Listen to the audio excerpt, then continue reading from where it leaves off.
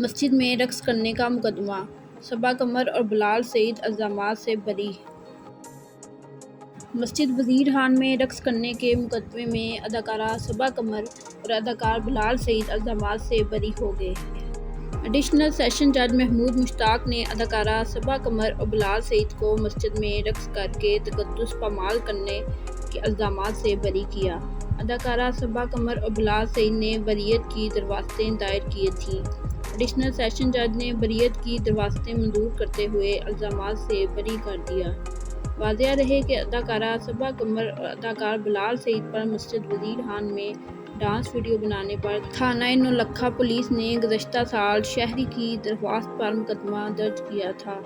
دونوں نے اس مقدمے میں عبوری ضمانت کروائی تھی، جبکہ ملزمان کی عدم پیشی پر وارنٹ گرفتاری بھی جاری ہوئے، تاہم عدالت نے پیش ہونے کے بعد وارنٹ گرفتاری ختم کر دیے تھے۔